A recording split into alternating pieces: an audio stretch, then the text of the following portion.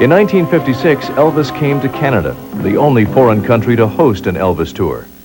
We would go to a city and we didn't think to have security set up, and we'd go to a hotel and the disc jockeys would find out where we were. Like, I remember when we came to Canada, we played Toronto and Maple Leaf Gardens, and went down to Ottawa, and then we went up then to Vancouver, and it was just unbelievable. The kids found out where we were, and they started, charging the hotel and calling the hotel and hollering and running up and down the halls, and we had no idea of security in those days because nothing like that had ever happened before.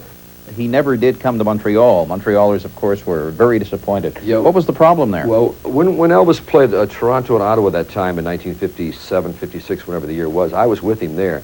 And Montreal actually was on the schedule.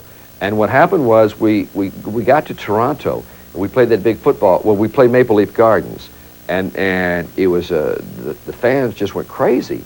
And they charged the stage. And they didn't want to hurt Elvis. It was just fan reaction. And then we went down to Ottawa, and it got even scarier. In fact, I remember in Ottawa, it was so bad, we played a hockey arena, that we couldn't even go back to the hotel after the show. Colonel Parker said, look, the fans have found out where you're staying. You've got to leave town immediately right after the show. So right after the show, we jumped in Elvis's Cadillac and took off for the next city. We couldn't even go back we had to send somebody for our luggage. So Montreal, we heard, was even going to be wilder and crazier, and he didn't want to cause any riots. So consequently, Montreal was kind of scratched off the schedule.